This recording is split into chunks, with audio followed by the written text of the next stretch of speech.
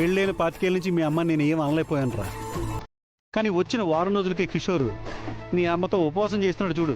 నాన్న పద.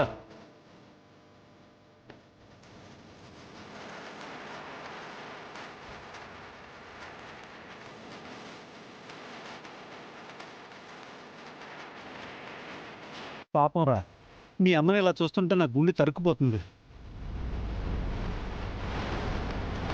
ఎప్పుడు ఎవరో ఒకళ్ళ మీద నోరు పడేసుకుని మీ అమ్మ ఇలా మౌనంగా ఉంటే చూడలేకపోతున్నాను రా. ఇక్కడికి ఎందుకు వచ్చారు? నువ్వు ఇలా ఒంటరిగా పచ్చి మంచినీళ్ళు కూడా ముట్టుకోకుండా బాధపడుతూ ఉంటే మాకు భయం వేస్తుందమ్మా. చచ్చిపోతానా?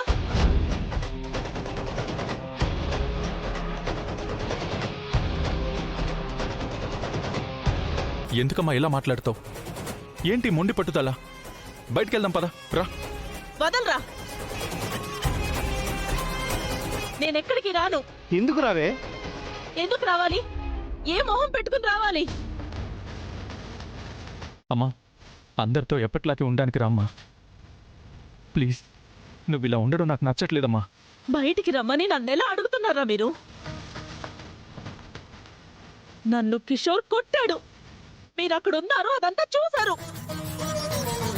అయినా మీలో చలనం లేదు, ఎవరికి కోపం రాలేదు. ఒక్కరు కూడా మాట్లాడలేదు. ఏం మనుషులరా మీరు? మీకు పౌరుషం లేదేమో, నాకుంది. నాకు న్యాయం జరిగే వరకు ఇక్కడి నుంచి ఇంచు కూడా కదలను. అంటే ఇప్పుడు న్యాయ పోరాటం చేస్తున్నావా? మీరుండండి,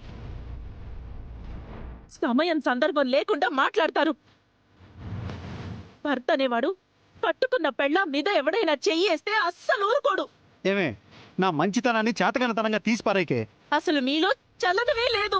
ఎందుకే ఇలా అంటావు? మాట్లాడకండి,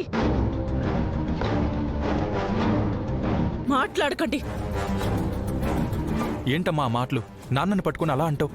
రేయ్, నిన్ను నవమాసాలు మోసి పురిటి నొప్పులు కోర్చి చచ్చి బతికి నిన్ను కన్నాన్రా. అలాంటి తల్లి నీకొద్దు, నీకు నీ పెళ్ళామే కావాలి, అంతే కదా? అమ్మా అది కాదమ్మా. నాకేం చెప్పకండి. నీ కపట ప్రేమలు ఆపండి. శౌర్య ఫ్రెండ్ ఆకాష్ మా బ్యాంకు నుంచి లోన్ తీసుకున్నారు. లోన్ తీసుకుని వాళ్ళు కట్టకపోతే షూరిటీ పెట్టిన శౌర్యనే కట్టాలి కదా. వారం రోజుల్లో 25 లక్షలు కట్టాలి. ఎలాగో కట్టారులేండి, తర్వాత ఏం చేస్తారో అది చెప్పండి. ఈ ఇల్లు జప్తు చేస్తాం.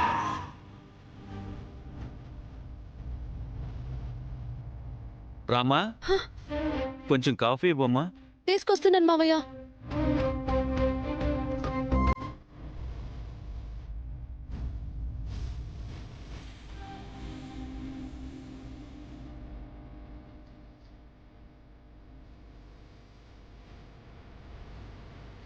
శౌర్య ఎక్కడున్నాడమ్మా? కనిపించడం లేదు. ఆ బ్యాంక్ వాళ్ళకి కట్టాల్సిన డబ్బులు వెతుక్కోవడం కోసం వెళ్ళుంటాడు. పౌరుషానికి పోయి భార్య పుట్టింటి నుంచి అనా పైసా కూడా ఆశించను అన్నాడు కదా. ఇప్పుడు అవస్థలు పడుతున్నాడులే. వాడి ప్రయత్నాలేవో వాడు చేస్తున్నాడులేవే, నువ్వెందుకు దెప్పిపడుస్తున్నావు? ఎందులో దెప్పి పడవడానికి ఏముంది?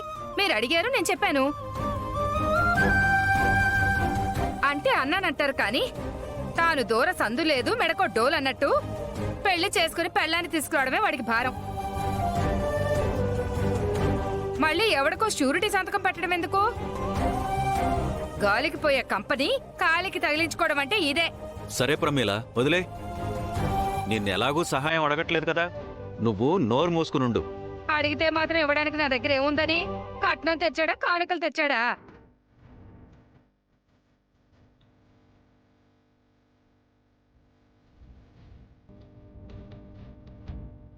ఏమే, కోడల ముందు ఇలాగేనా మాట్లాడేది?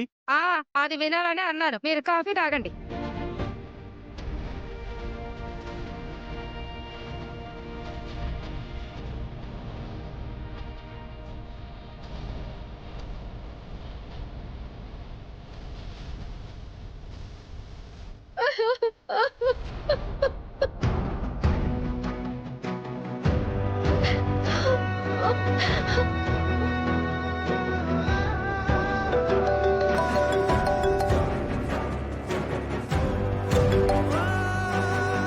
హలో రామా, సార్ ఎక్కడున్నారు?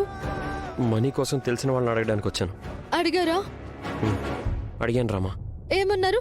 దొరికిందా? ఇవ్వలేమన్నారు. ఏంటి సార్, మీరు అలాగే లేవు అని ఆ రోజు మీ ఫ్రెండ్తో చెప్పుంటే ఇప్పుడు వేరే వాళ్ళ ముందు చేయి చాపాల్సిన పరిస్థితి వచ్చేది కాదు కదా సార్. సాయం చేయడం మానవత్వం రామా, మరి మోసం చేయడం మన కర్మ. అంటే ఇలాంటి ఫలితాలు అనుభవించాలా? రామా, ఇది జీవితం రామా. అనుకోని సంఘటనలు ఎన్నో.